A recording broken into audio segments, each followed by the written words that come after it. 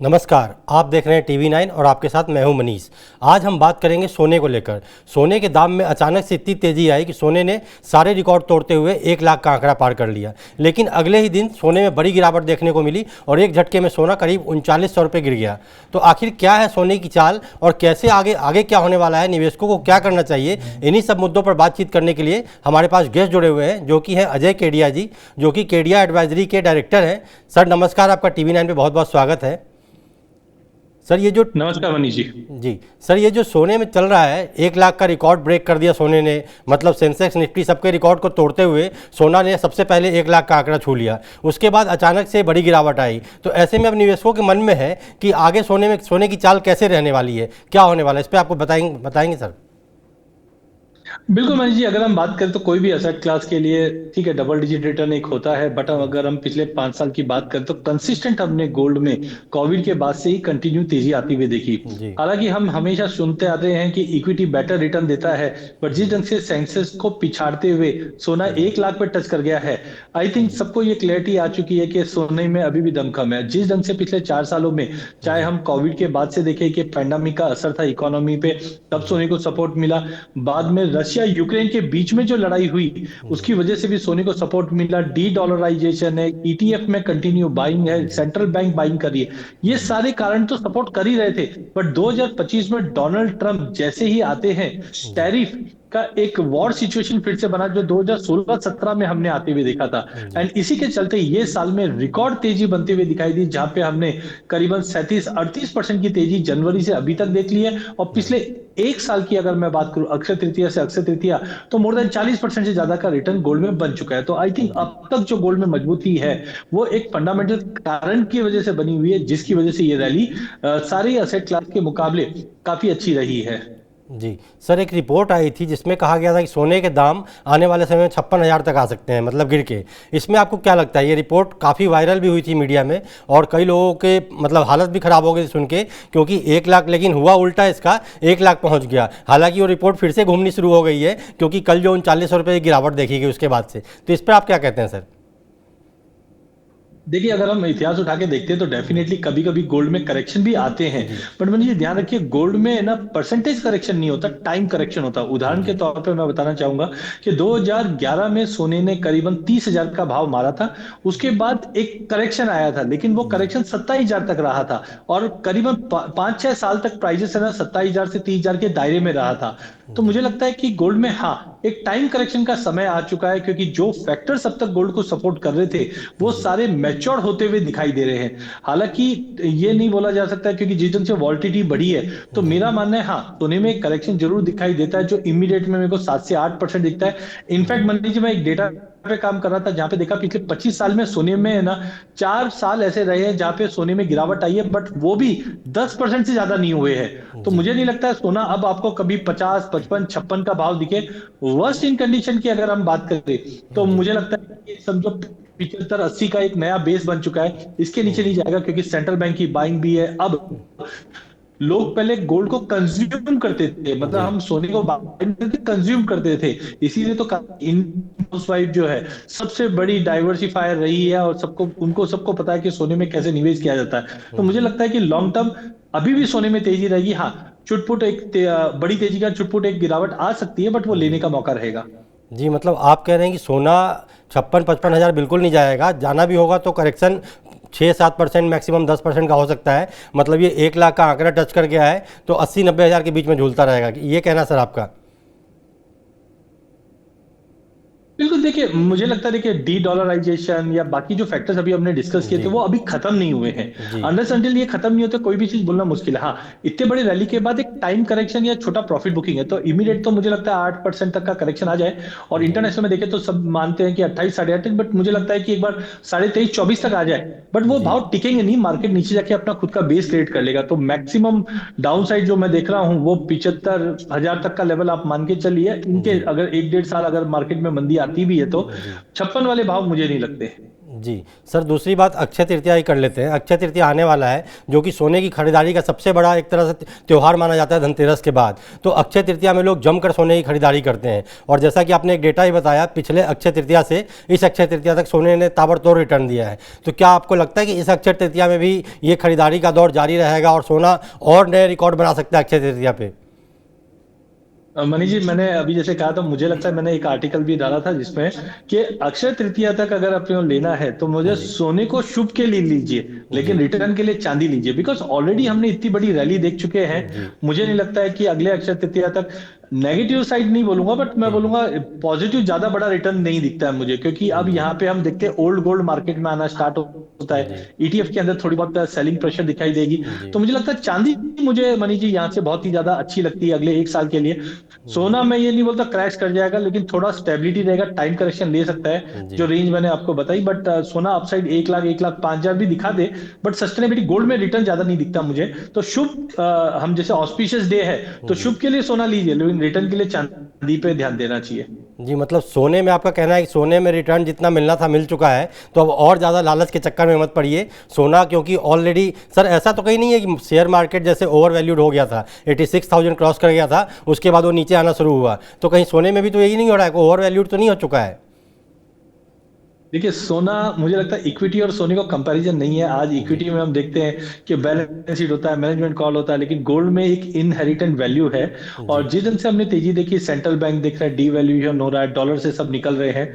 हाँ, थोड़ा बहुत करेक्शन आ सकता है, बट आई थिंक इक्विटी से कंपेयर मुझे नहीं लगता कि सही रहेगा। सोने में जी अब जाके लोगों को समझ में आया कि हम निवेश भी कर सकते हैं, इसलिए देखिए 2022 से जब से ईटीएफ में इन्वेस्टमेंट बढ़े हैं, जी सोने में और चाम बढ़ता हुआ दिखाई दिया। तो आई थिंक थोड़े बहुत करेक्शन रहेंगे, लेकिन इक्विटी जैसा नहीं। इक्विटी में हम 20-30% का करेक्शन देख लेते, बट जी सोना आप पिछले साल देखिए, जब ड्यूटी एडजस्टमेंट हुआ था 9% सोने की गिरावट आई, इमीडिएटली जी एक हफ्ते के अंदर ही मार्केट रिकवर करके नया हाई मार दिया था। तो जी आई थिंक अगर कोई ऐसा शायद बड़ा फॉल आएगा भी, तो इमीडिएटली बाइंग उसको फॉलोअप कर लेगी। जी। सर बात करते हैं अब चांदी की। जैसा कि आपने कहा कि चांदी में निवेश करना चाहिए, तो एक्चुअली एक रेशियो होता है, गोल्ड टू सिल्वर रेशियो।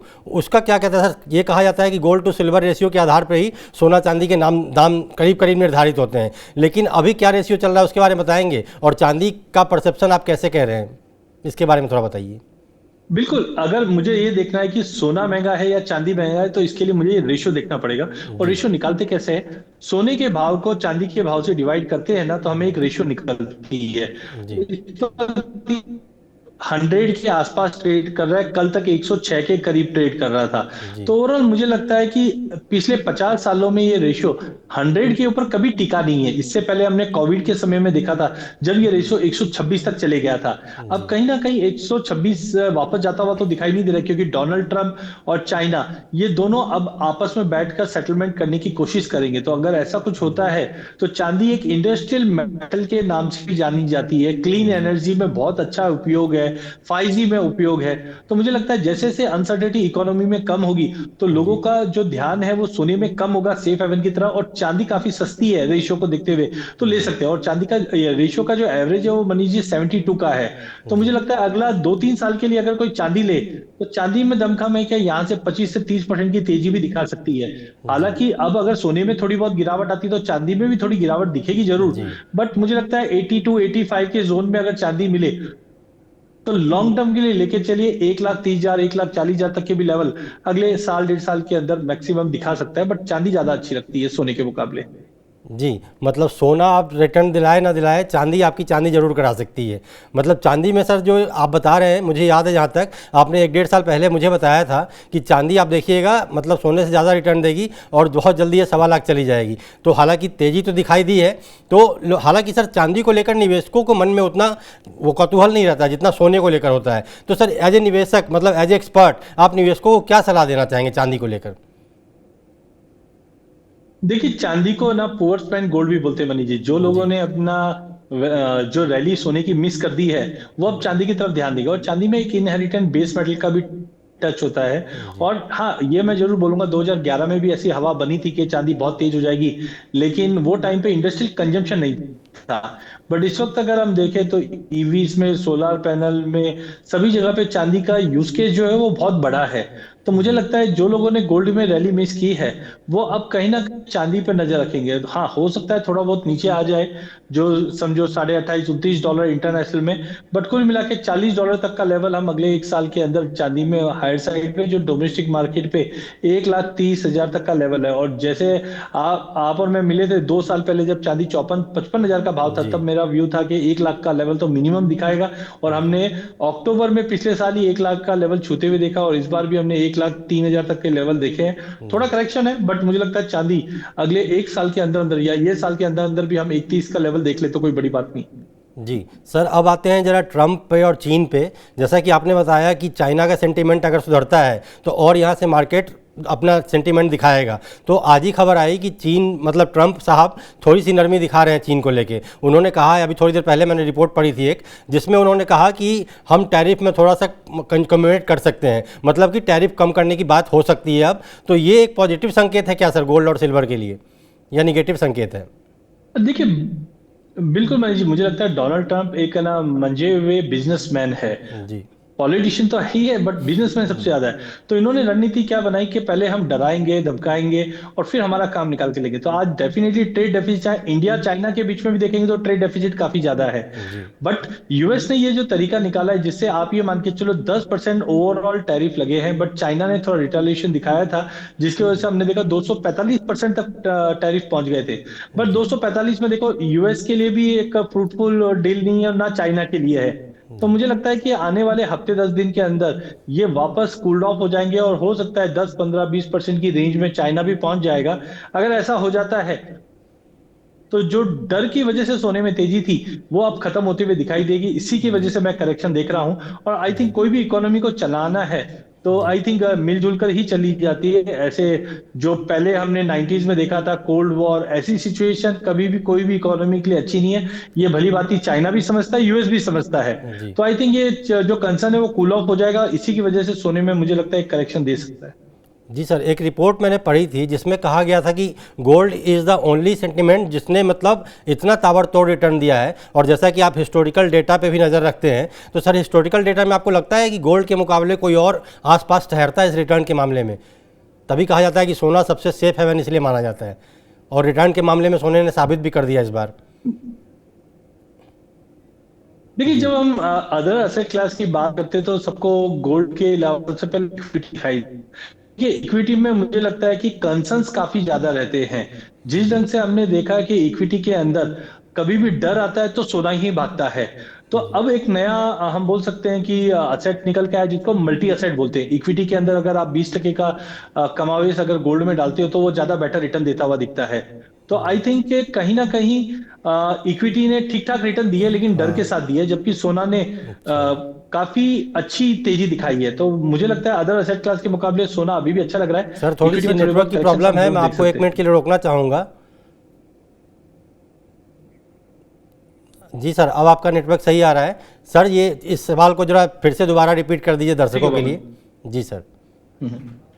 हाँ, बिल्कुल। अगर हम देखिए सारे असेट क्लास से कंपेयर करें, चाहे इक्विटी हो चाहे बॉन्ड हो, सबके मुकाबले पिछले 1-1.5 सालों के अंदर सोने ने बेहतरीन रिटर्न दिया है। तो जी आई थिंक अभी भी सोने में दमखम है, बिकॉज जो जो फैक्टर्स हमने बात की, डी डॉलराइजेशन कोई एक ऐसा फैक्टर नहीं कि जो 2 दिन में खत्म हो जाए।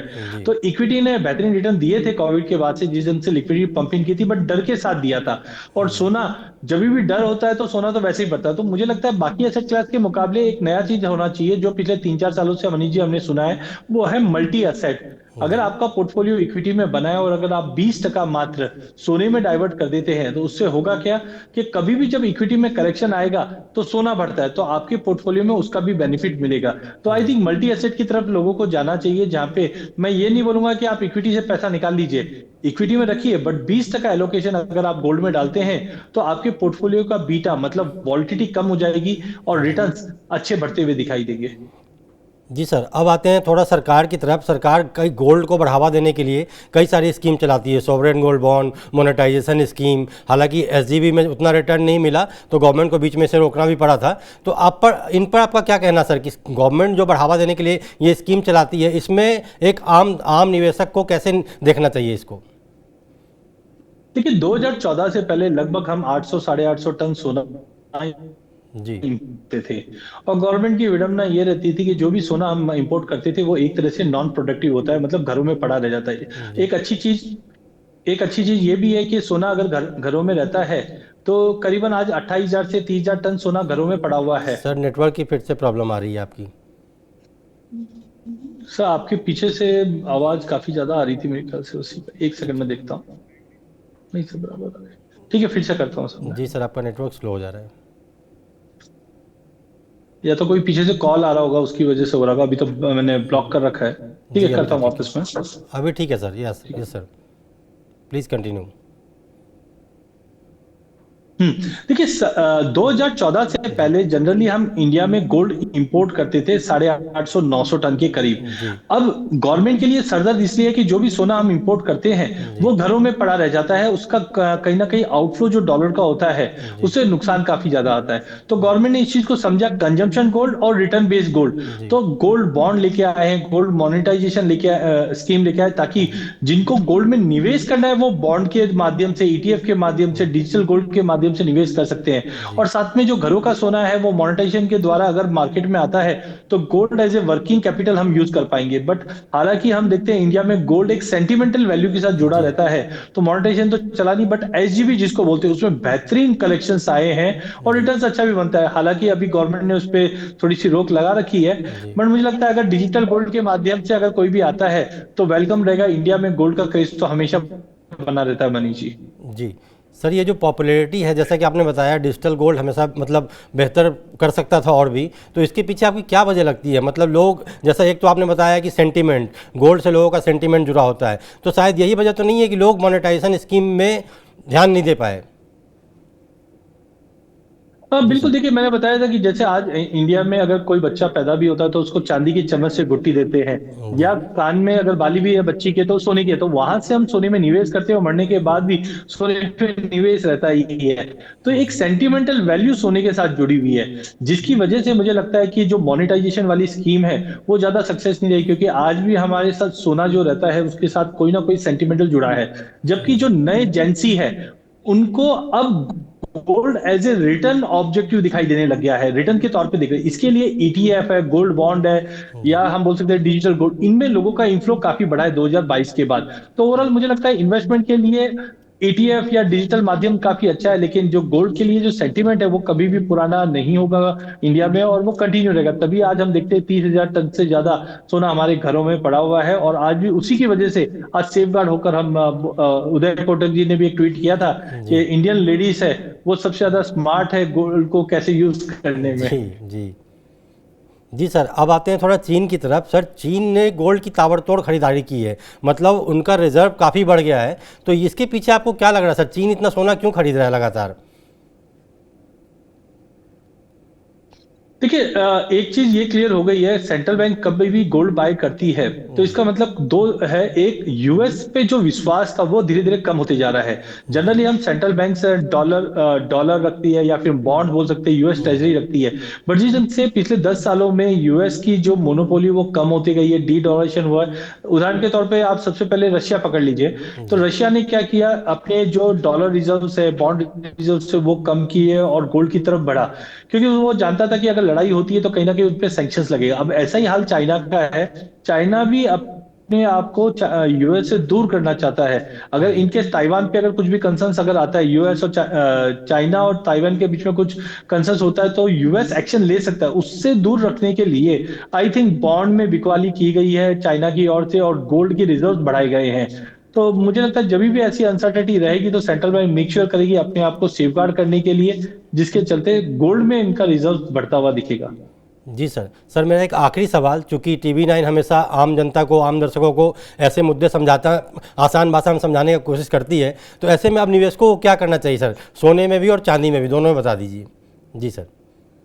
देखिए जैसे मैंने बताया कि जिनका इक्विटी में निवेश है तो जी हमारी गुजारिश है कि खाली आप 20% अपना पोर्टफोलियो अगर गोल्ड चांदी में जी रखते हैं तो आपको बेटर रिटर्न मिलेगा। ये प्रूवन, ये हम बोल सकते हैं मैक्स है। आप अपने फाइनेंशियल एडवाइजर से गाइड करके कीजिए। जी सेकेंडली, जैसे मैंने अभी भी कहा था कि देखिए सोना इनहेरिटेंट है, हमेशा रिटर्न अच्छा देगा। बट जी अगले 1 साल की अगर मैं बात करूं तो मुझे लगता है सोने को इस अक्षय तृतीया पे शुभ लाभ के लिए लीजिए। बट जी रिटर्न के लिए मुझे चांदी अच्छी लगती है। तो सोने में एक रेंज में देखे रखता हूँ मनी जी। मुझे लगता है सोना एक बार नीचे में लेट से 80 के आसपास अगर मिलता है तो वहां पे री एंट्री का अच्छा मौका रहेगा। जी परपेचुअली अगले 2 साल 3 साल कितना भी कीजिए, गोल्ड वापस 1,05,000 1,10,000 भी दिखेगा, बट एक बार पहले करेक्शन आएगा। जी वहीं उसके एवज में अगर चांदी की अगर बात करें तो रेशियो को देखते हुए मुझे लगता है अगर ये 82 85 की रेंज में अगर चांदी मिल जाए तो बहुत ही बेहतरीन है। यहाँ पे मैं एक अगले 1 साल के अंदर 1,30,000 और अगले 2 3 साल का अगर कोई अवधि लेके चलता है तो 1,80,000 के भी चांदी में जी देख पाए। तो चांदी मुझे ज्यादा बुलिश लगती है सोने के मुकाबले। जी। मतलब आप कह रहे हैं कि सोने का रिकॉर्ड भी अब चांदी तोड़ने वाली है। मतलब चांदी सोने का रिकॉर्ड तोड़ सकती है। सोना 1 लाख गया तो चांदी आप बता रहे हैं 1,30,000 जा सकता है। तो ऐसे में चांदी में निवेश ज़्यादा बेहतर समझदारी का सौदा है। जी सर। बिल्कुल, देखिए चांदी एक बेस मेटल भी है और जिस ढंग से बेस मेटल में कंजम्पशंस बढ़े हैं उसका भी बेनिफिट है। और जो लोगों ने मिस आउट कर दिया ये सोने की रैली, अब वो चांदी की तरफ मूव कर रहे हैं। तो आई जी थिंक दोनों डुअल बेनिफिट मिलेगा। और फ्रैंकली फिजिकल में भी और आप ईटीएफ के माध्यम से भी लेते हैं, लोगों ने इक्विटी के अंदर एसआईपी की है। तो मैं जी। बोलता हूं आपको एसआईपी करनी है, वो सिल्वर इन्वेस्टमेंट प्लान बनाइए और अगले 1.5 2 साल का व्यू लेकर अगर चांदी में निवेश करते हैं तो बेहतर रिटर्न मिलेगा हर एसेट क्लास के मुकाबले। 2 साल में सर कहाँ तक देखते हैं आप चांदी को? देखिए अभी तो मैं मुझे लगता है 1 लाख ये केवल लेवल दिखाई था, बट अगला कोई व्यू जी मुझे लगता है में देखने मिल जाएगी। जिस ढंग से पिछले 10 15 साल में इंडस्ट्रियल कंजम्पशन जो बढ़े हैं और आउटपुट कम हुए हैं, इसकी वजह से मुझे लगता है कि चांदी लॉन्ग टर्म में 1,80,000 तक का लेवल दिखा सकती है। मतलब लॉन्ग टर्म में चांदी 1,80,000 तक जा सकता है। जी सर, तो ये आपने जो बताया इससे मुझे लगता है कि निवेशकों को काफ़ी कुछ समझने को मिला होगा कि सोने में रैली अब ख़त्म हो चुकी है या आने वाली है। ऐसे ही सर, आपका TV9 को समय देने के लिए बहुत बहुत धन्यवाद। जी सर। धन्यवाद मनीष जी। जी सर। जी, तो ये देखा आपने, एक्सपर्ट बता रहे हैं कि सोने में जितनी कमाई होनी थी हो चुकी। सोना 1 लाख पहुंच चुका, अब समय है चांदी का। तो चांदी में हालांकि जनरली लोग निवेश नहीं करते हैं, लेकिन अब अगर चांदी से कमाना चाहते हैं तो चांदी का टाइम आ चुका है। तो ऐसे ही ज़रूरी जानकारी के लिए देखते रहिए TV9। नमस्कार।